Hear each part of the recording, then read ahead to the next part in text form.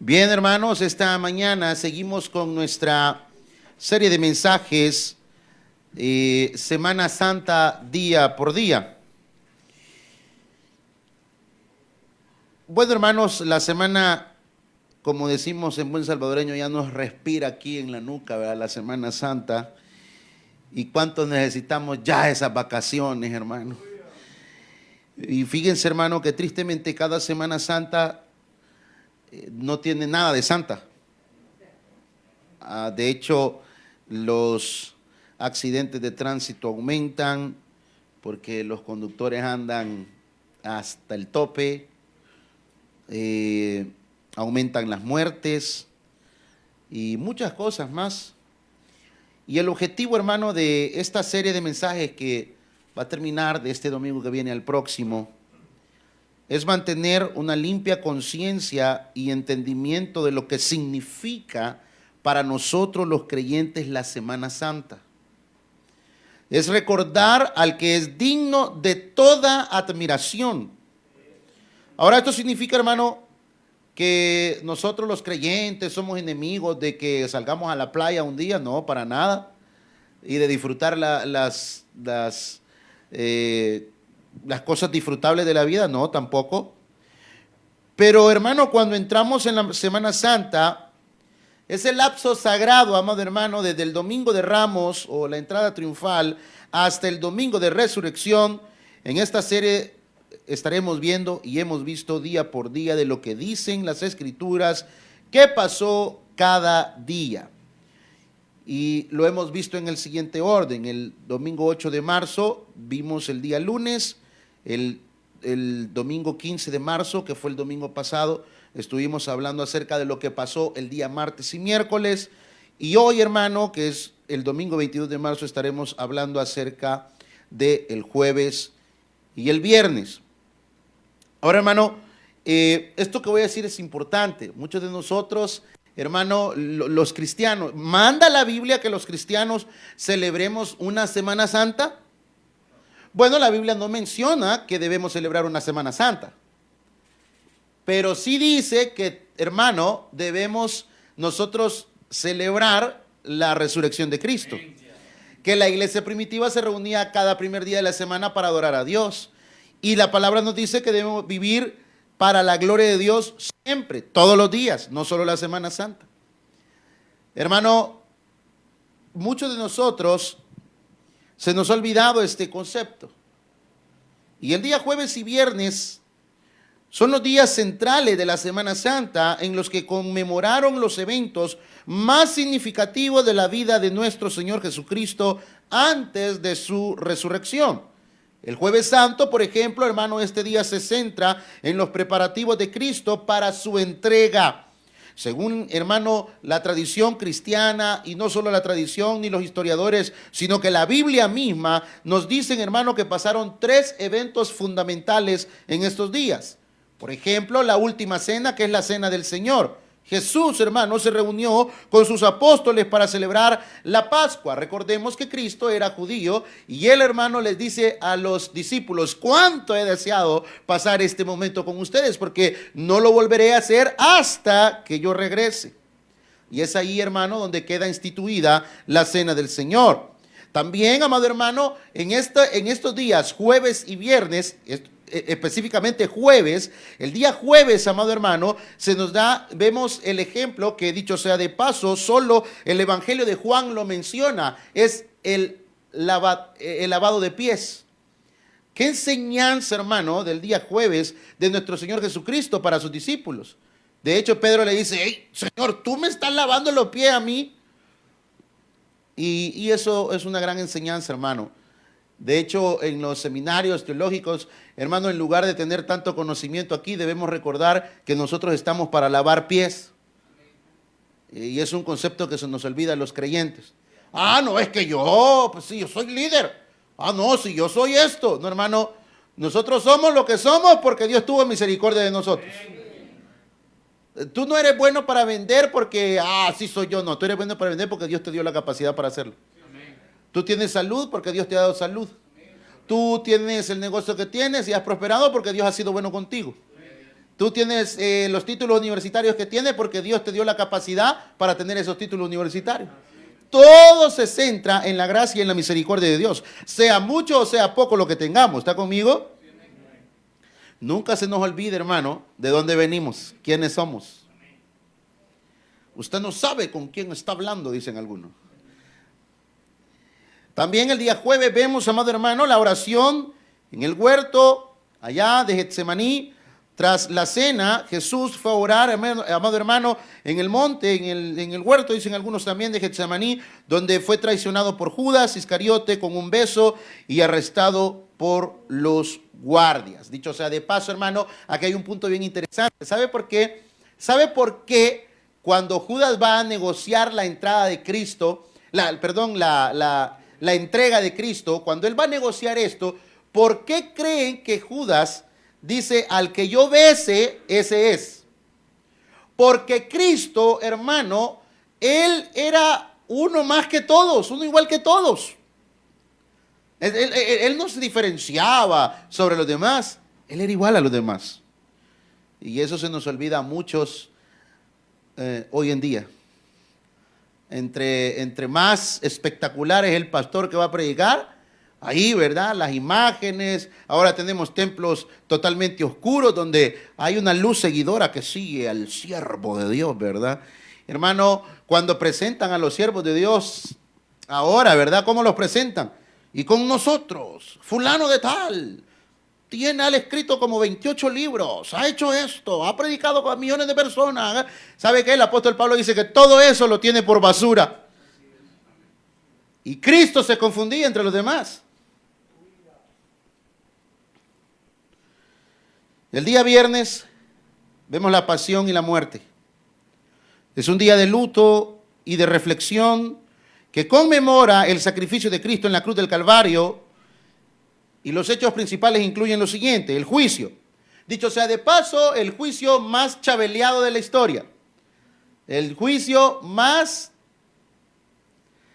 no sé, más desgraciado que cualquier otro pudo haber tenido.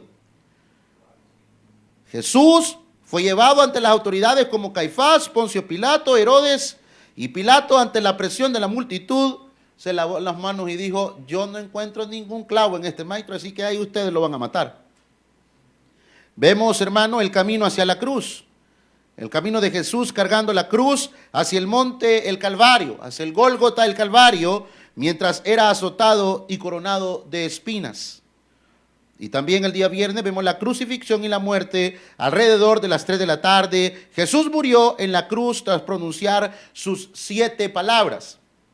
De ahí es un hermoso sermón de las 7 palabras de Cristo en la cruz. Y vemos también el sepulcro, el día viernes. Su cuerpo fue bajado de la cruz y puesto en un sepulcro antes de que comenzara el día de reposo. Pero el día de hoy, amado hermano, quiero detenerme dentro del día jueves y viernes en uno de los hechos más interesantes. Todos son maravillosos, pero ya habiendo dicho esto, habiendo estructurado el día jueves y viernes, quiero que busque conmigo en el Evangelio de Marcos, capítulo 14, ahí sentadito, hermano, Evangelio de Marcos, capítulo 14. Evangelio de Marcos, capítulo 14, versículo del 32 en adelante. ¿Lo tenemos? Dice así la palabra del Señor, la cual leemos en el nombre del Padre, del Hijo y del Espíritu Santo. Ahí sentaditos. Vinieron pues a un lugar que se llama Getsemaní y dijo a sus discípulos: sentaos aquí entre tanto que yo oro. Y tomó consigo a Pedro, a Jacobo y a Juan y comenzó a entristecerse y angustiarse. Y les dijo: mi alma está muy triste hasta la muerte, quedaos aquí y velad. Yéndose un poco adelante, se postró en tierra y oró que si fuese posible pasase de él aquella hora. Y decía: Abba, Padre, todas las cosas son posibles para ti, aparta de mí esta copa, mas no lo que yo quiero, sino lo que tú. Vino luego y los halló durmiendo, y dijo a Pedro: Simón, ¿duermes? ¿No has podido velar una hora? Velad y orad para que no entréis en tentación.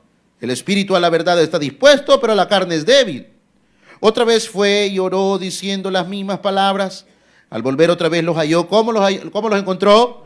Durmiendo, porque los ojos de ellos estaban cargados de sueño y no sabían qué responderle. Vino la tercera vez y les dijo: dormid ya y descansad, basta, la hora ha venido. He aquí, el Hijo del Hombre es entregado en manos de los pecadores. Levantaos, vamos, he aquí se acerca el que me entrega.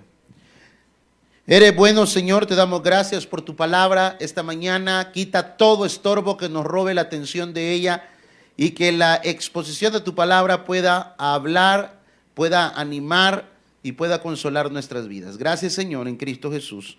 Amén y amén.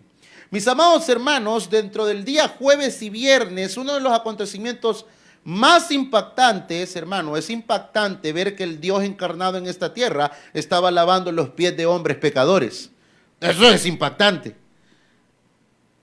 Porque usted puede lavarle los pies y a veces hasta de mala gana a su esposo. Vení, pues desgraciado, se los está lavando. Pero ya a otra gente no, o a su esposa. El Señor, el Dios encarnado en esta tierra, qué cosa más impactante esa. Pero aquí hay algo más. Jesús y sus discípulos habían terminado de salir, hermano, del aposento alto, donde Jesús les dijo: miren, vayan a tal lugar, voy a celebrar con ustedes la Pascua, la última Pascua, vamos a hacerlo de esta manera. Ahí van a encontrar un hombre que va a ir en un cántaro, ustedes le van a decir: mira, el maestro quiere que ya está preparado. Sí, pues sí, agarran el aposento, el cuarto donde celebraron la última cena, y el Señor, hasta en signos de admiración, ahí en nuestra versión Reina Valera dice: cuánto he deseado comer esta copa con ustedes, y todo eso. Pero en Mateo capítulo 26 versículo 30 dice: y cuando hubieron cantado el himno, salieron al monte de los olivos. Y, amado hermano, el evangelista nos dice que lo último que hicieron en el aposento alto fue cantar un himno. Este dato es importante. Hay personas que dicen: no, si el Señor no andaba cantando. Bueno, ahí vemos. Y habiendo cantado el himno, así lo dice tal cual, Mateo capítulo 26 versículo 30. Y muy probablemente, hermano, lo que estaban cantando era el Salmo 118, que era el último de los salmos que el pueblo de Israel cantaba durante la Pascua. Por favor, póngame atención.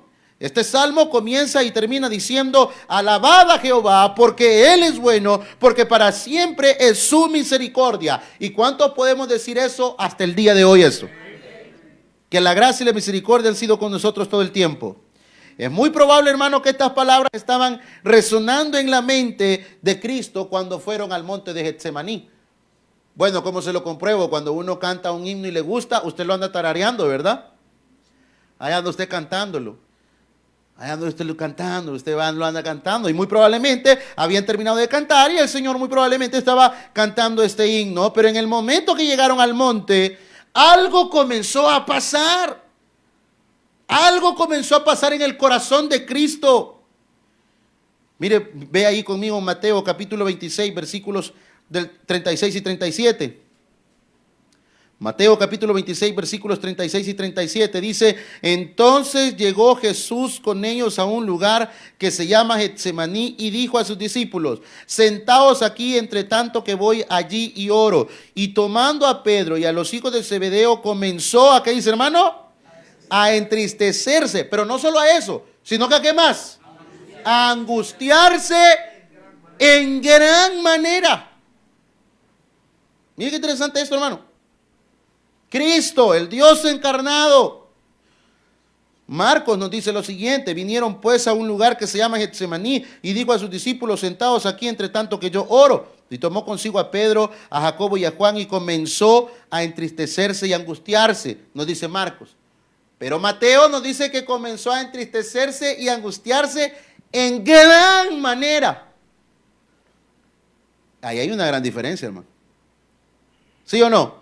Porque una cosa es que tengamos nosotros las aflicciones del diario vivir. Chica, no sé cómo voy a hacer mañana. Mañana tengo que hacer tal cosa. Si no lo hago, el jefe me va a regañar. Mañana esto y lo otro. Los que estudian mañana la tarea, mañana esto. Y mañana tengo que arreglar tal situación en el... qué sé yo.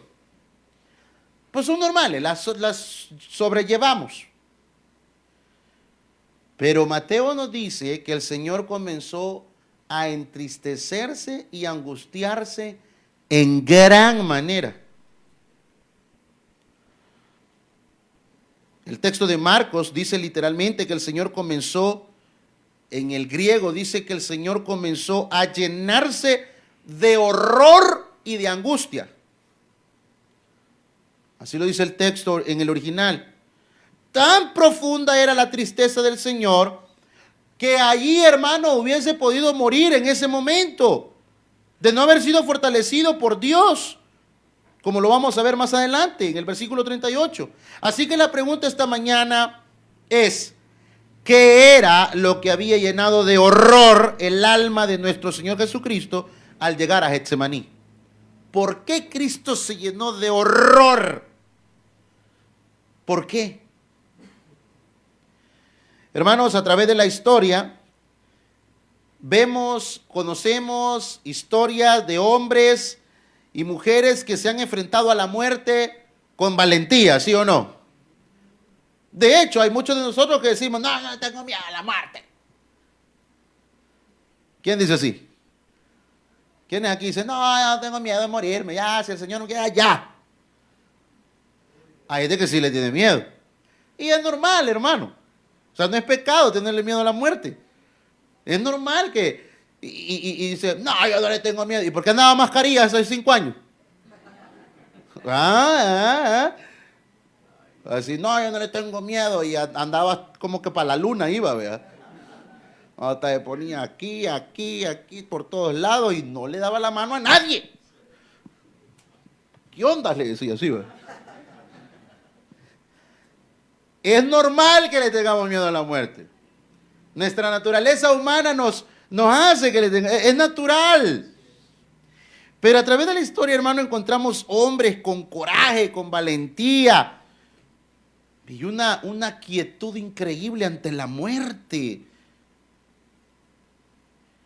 Yo tengo un primo que yo quisiera tener esa... y yo conozco la muerte a través de la Biblia, pero él tiene una paz en medio de la muerte de sus seres amados. Ha muerto 2 hermanas de ellas, ha muerto la mamá de él, y él no se inmuta. Y cualquiera dice, este está loco. Y hace poco que murió mi tía, muchos de ustedes la conocieron, tía Celia, ¿verdad? Y estando un hijo de ella es, y estando en el cementerio me dice, mira, estos lugares a mí me transmiten algo, una paz. Bueno, porque primero porque soy cristiano, y yo quisiera tener eso, tener esa fortaleza de ver la muerte de esa manera. Qué bueno el que la tiene así, pero la muerte es un dolor natural, es algo que solo con el tiempo y Dios se va sanando ese dolor de la muerte de un ser amado. No es algo de que, sí, va, qué chido. No. Hay lugares en África que hasta fiesta hacen con los muertos, hermano. No son velas, y no son fiestones, son. Y cuando llevan el féretro hasta van bailando. Unos tipos así como ando yo ahorita, así con saco y corbata, ¿verdad? Ahora,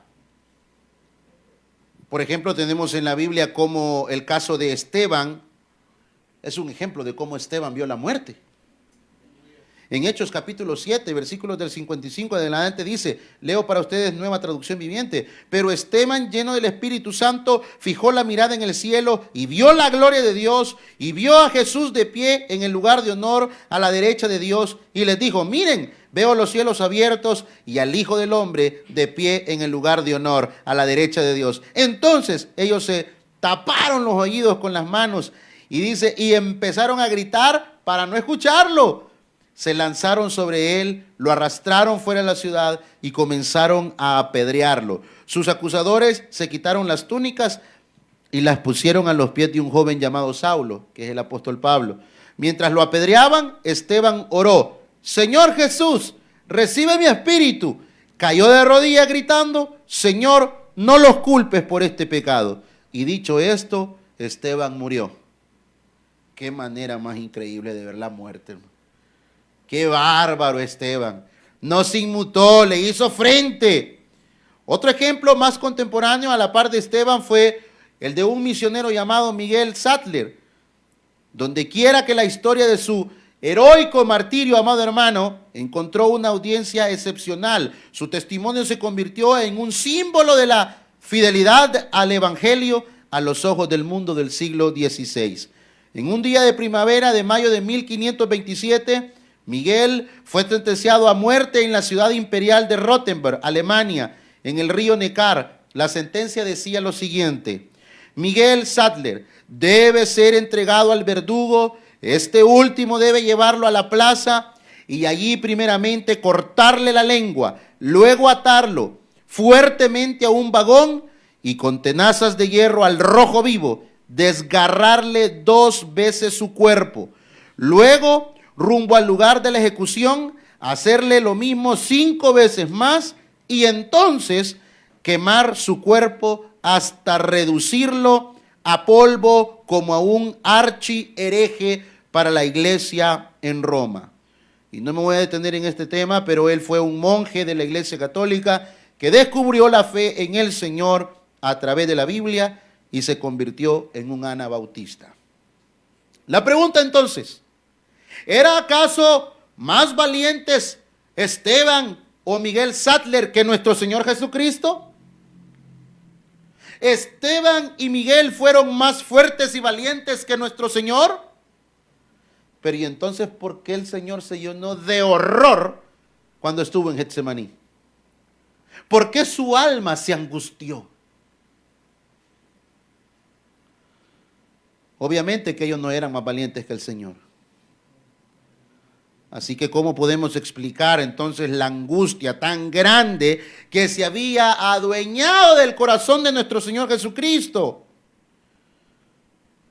Sobre todo, hermano, tomando en cuenta la fortaleza y el carácter de Jesús. Muchas veces nos venden, hay mitos acerca de Cristo. Nos venden el mito de que Cristo era un Jesús así, mero bonachón, y que, ¿verdad? Y que las palomitas, solo le hacía así, las palomitas llegaban a sus manos, y que el Señor era, y que él iba caminando y las flores crecían. Y no, hermano, el Señor, ¿sabe que el Señor cuando en el Evangelio de Juan capítulo 6, que todos los predicadores hacen un énfasis en el milagro de la alimentación de las 5,000 personas? Y todo el mundo dice, el Señor le dio de comida a más de 5,000 personas con 5 panes y 2 peces, y qué barbaridad, qué gran milagro, y todo eso. Pero el énfasis de Juan en el capítulo 6 no está en el milagro, está un poco más adelante. Y es que Jesús, cuando habla con sus discípulos, le dicen, ¿saben qué? Ustedes me siguen porque les doy de comer. ¿Y sabe qué le dijo a los discípulos? Ay, Señor, qué dura es esta palabra, por eso un montón ya no vienen. ¿Y? El que tiene oídos para oír. El Señor no anduvo rogando a nadie. Dicho sea de paso, hermano, quiero decirte algo. Cuando tú estás aquí, tú no le estás haciendo un favor a nadie. Si tú estás sirviendo en un ministerio, tú no le vamos a echar la manita. No, tú no le estás echando la mano a nadie. Tú estás sirviéndole al Dios que te salvó. Sirviéndole a la amada del Señor que somos la iglesia. Si no anduvo rogando a nadie. Vemos también cómo a los, imagínate, hermano, a los sacerdotes del momento tenían el poder político y religioso. ¿Y sabe qué les llevó a decir? Sepulcros blanqueados, generación de víboras. El niño que dice, pensé en mi suegra. No ande pensando en la suegra. Jesús fue fuerte. Jesús, hermano, fue un hombre fuerte.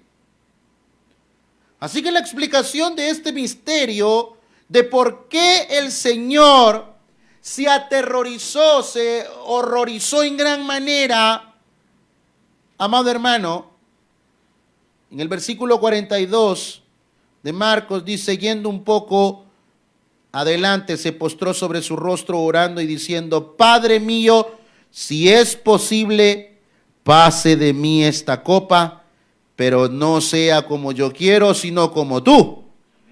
Así que, hermano, además está decir que estas palabras son, hermano, la oración del allí.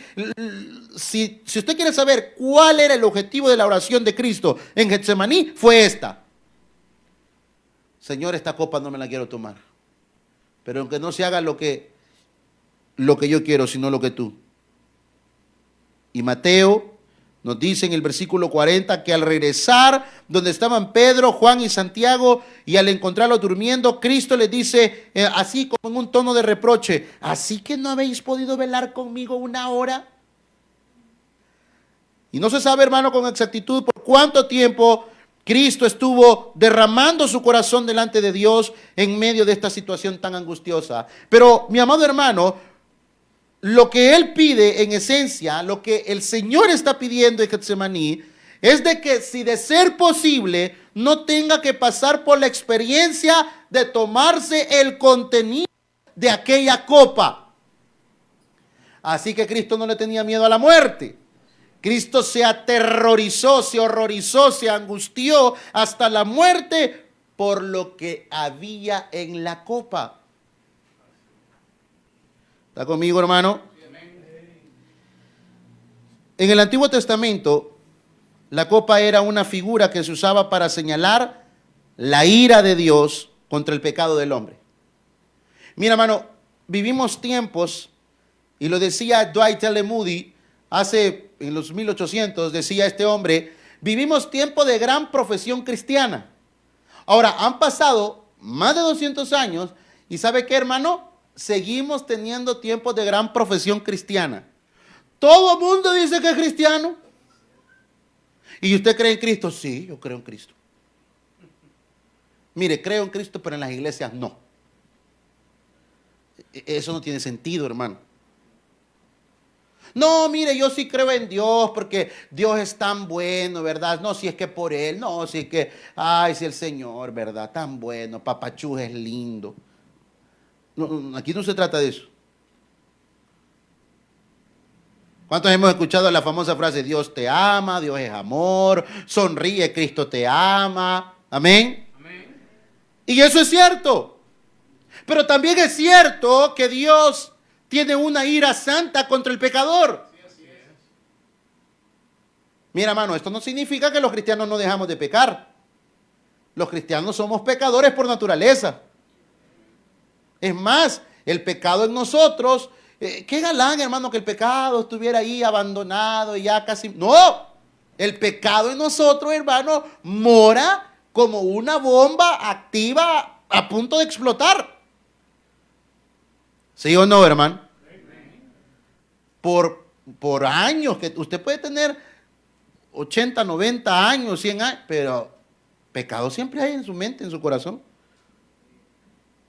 Ahí están los viejitos y a veces dicen, casi no hablan, pero cuando hablan, tiran veneno. Son yuca, porque el pecado siempre está ahí. ¿Sí o no?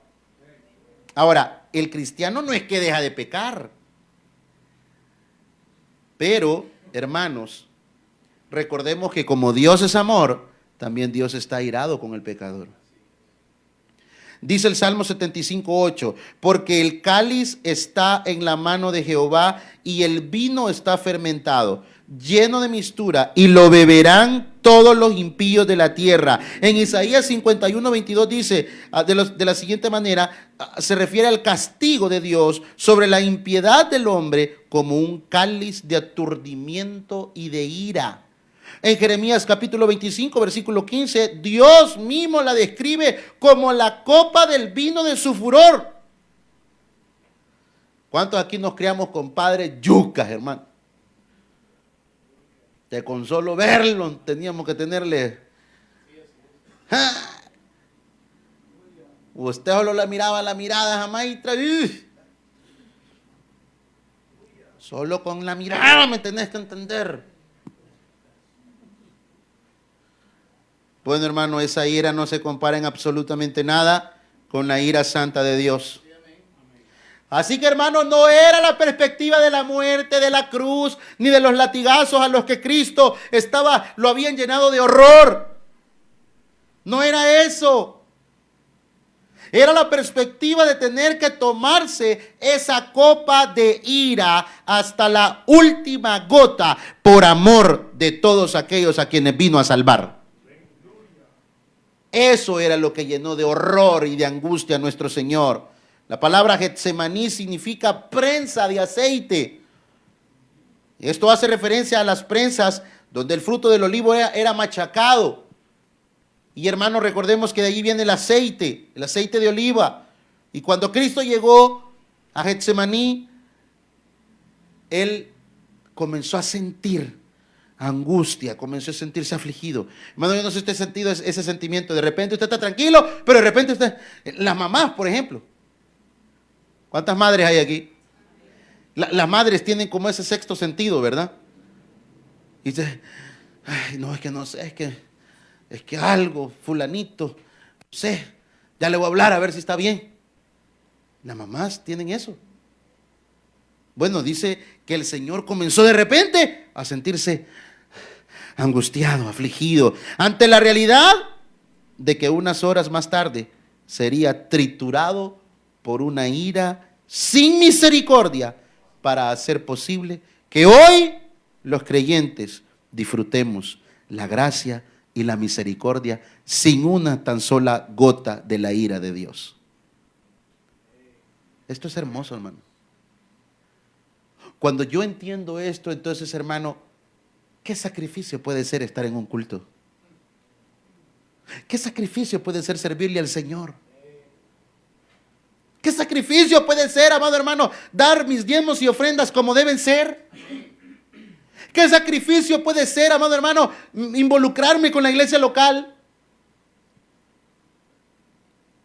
Yo hago un llamado, ¿verdad?, a los servidores. Hay veces el servidor cae, hermano, en el hecho de solo servir y no escuchar culto. Hermano, ¿en serio para ti un sacrificio escuchar culto? Es que tú dices, hermano, escuchen culto, hermano. Es necesario que escuchen culto, hermano. Y hay que estarlo rogando, hermano. Pues los pastores sí rogamos, Cristo no ruega a nadie. Pues hay que estar, hermano, oiga culto. Hermano, tiene que alimentarse. Porque hay unos que vienen solo a servir. Y yo lo agradezco. Pero a mí me interesa más su vida espiritual.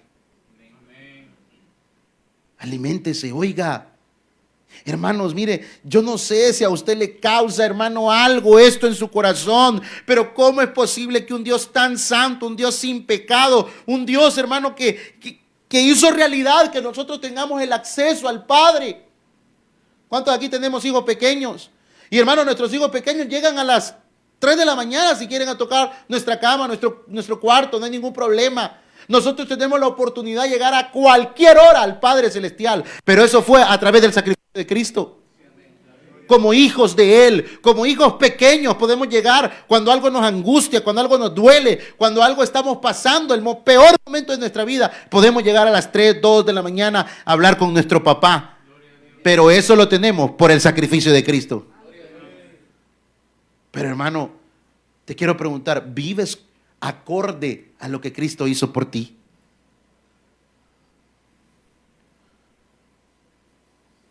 ¿Vives acorde a eso? ¿Eres verdaderamente creyente, cristiano, nacido de nuevo? Vuelvo al punto, vivimos tiempos de gran profesión cristiana. La gente dice que es cristiana, pero no viven como cristianos. No vivimos como cristianos. Jesús dijo, por mi causa van a ser odiados, vituperados. Pues nosotros somos lo mismo. Nosotros decimos que somos cristianos, pero somos igual que los demás. Lo decía el viernes. Hermano, en nosotros se tiene que notar la diferencia. Que somos diferentes, que somos personas diferentes. Tú puedes estar en medio de los más malvados, pero tú eres diferente, hermano. Amén. Bueno, no hay muchos amenes, vea. Ahora bien, ¿no sabía el Señor todo lo que iba a pasar? ¿Que tarde o temprano iba a morir en la cruz del Calvario? Claro que sí lo sabía, si Él es Dios. Ahora, ¿por qué entonces se angustió? ¿Por qué entró agonía en Él? Porque no es lo mismo, amado hermano, tenerla de lejos que tenerla enfrente. ¿Sí o no? Ay, ustedes lo que aflige, no, hombre, ya le va a proveer el Señor. Pero porque usted está bien. Pero el que está luchando, el que no tiene, hasta más le cae el que le dice eso, ¿verdad? Vas a creer, él como tiene un gran trabajo, pero está hablando así. ¿Sí o no? Tranquilo, hermano, los tiempos de Dios son perfectos. Llega ahí uno mero cristiano con su consejo. No se preocupen, ya va a ver. Ya va a ver. No es él. Tan mal cae que le digan así a uno, ¿verdad? Eso es como cuando una familia ha perdido un ser amado. ¿Cuánto? Nunca está diciendo cuánto lo siente porque es paja, no lo siente. Mejor diga, mire hermano, que Dios fortalezca su corazón, estoy para servirle. ¿Cuánto lo siento? Digan un montón de hipócritas. No siente nada. El que lo siente es el que ha perdido el ser amado. No es lo mismo tenerla de lejos que tenerla cerca, ¿sí o no? Bueno, recordemos que el Señor era 100% hombre y 100% Dios. Se angustió también por eso. Ahora, ¿por qué esta agonía? Bueno, porque no es lo mismo tener el conocimiento teórico. Usted sabe que perder un ser amado es duro. Sí, usted sabe, pero cuando usted lo pierde, ahí es otro pisto. Esa es otra historia, hermano. Esa es otra cosa. Y el Señor quiso dejarnos ver cómo a través, amado hermano, de este sufrimiento que consumía su alma humana, en ese momento, hermano, el Señor iba a tomar la copa de la ira del Padre. Cristo no estaba haciendo una especie de obra de teatro. Él no estaba haciendo el drama, como decimos. No, hermano. Él dice a sus discípulos que su alma está muy triste. ¿Cuántos aquí hemos sentido tristeza? Hermano, qué horrible es la tristeza. O sea, Cristo no estaba haciendo, yo ya voy para allá, así que, estoy triste. Hay unas que hacen dramas en la casa, ¿ves? O hay unos también, porque hay unos con exagerado. Me duele el pecho y va a buscar a Google, dolor de pecho. El corazón, ¿qué te pasa? Yo creo que me voy a morir. Gran drama, que no, hombre, no tiene nada. No, Cristo no estaba haciendo drama. El texto dice que Cristo estaba triste. ¿Cuánto hemos sentido tristeza? Bueno, la tristeza es dura. Estéme triste. Nada. Mira, ya vienen las vacaciones. Mira, qué bonito esto. No quiero. Mira, hicimos la comida que te gusta. No, gracias. La tristeza es dura. Cristo no estaba haciendo un drama, hermano, así como los dramas que hace en las iglesias, ¿verdad? No, Cristo estaba triste, hermano. Triste. ¿Cuántos hemos sentido angustia?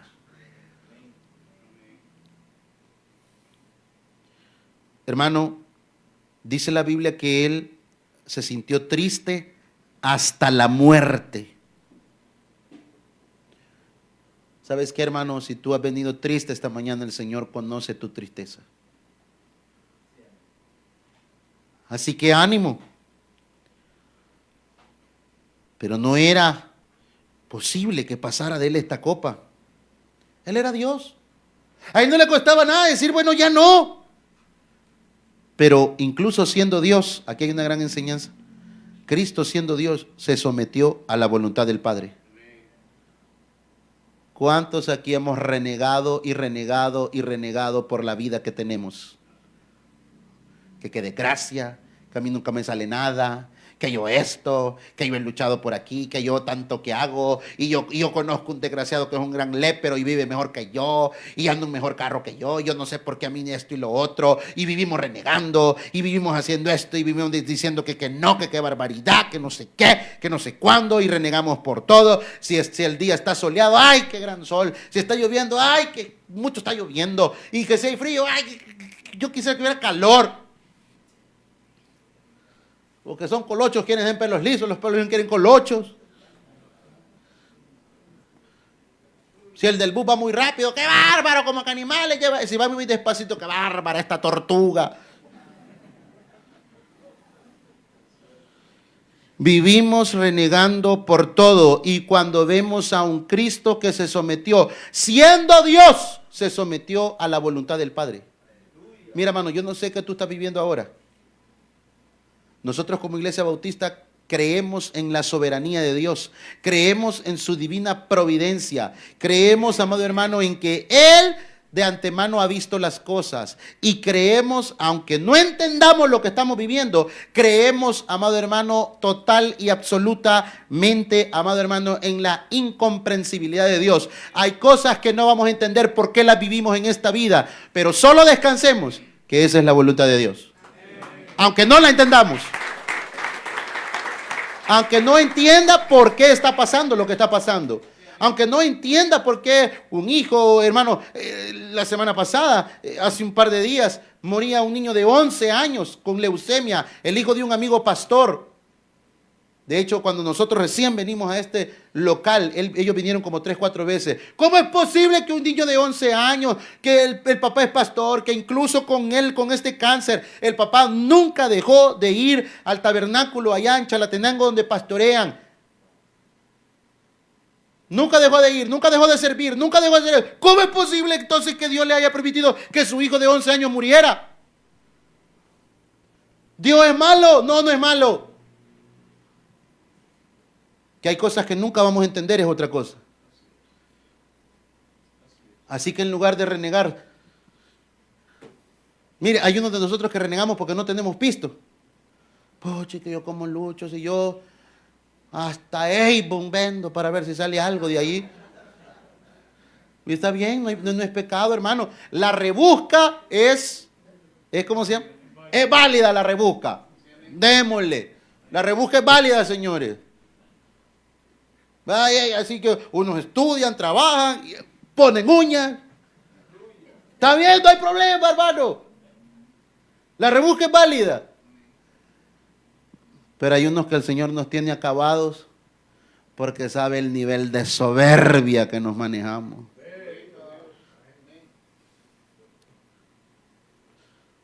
Dios sabe por qué nos tiene como nos tiene, hermano. En lugar de renegar, solo adoren. ¿Y cómo es posible que solo adórenlo en medio de cualquier cosa? Sométase a su voluntad. No había otra forma. No había otra. Para que Dios pudiera mostrarnos su misericordia. Y esto que voy a decir quizás es lo más importante de este sermón, y póngame mucha atención.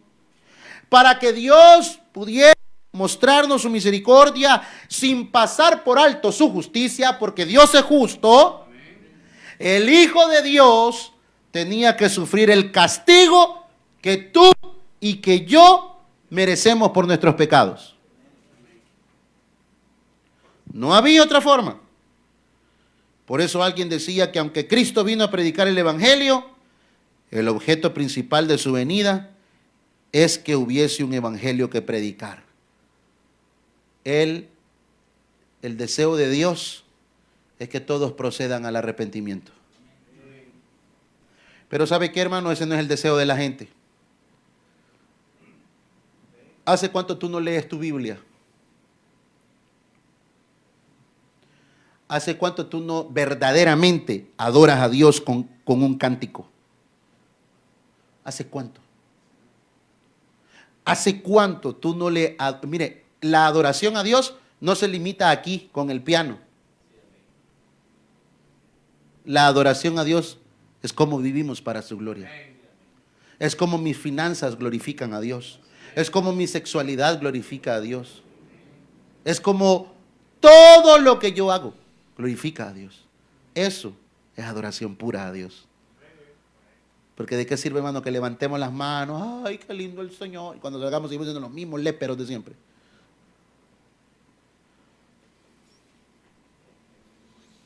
Ahora, para terminar por el tiempo, ¿respondió Dios el Padre la oración de Dios el Hijo en Getsemaní?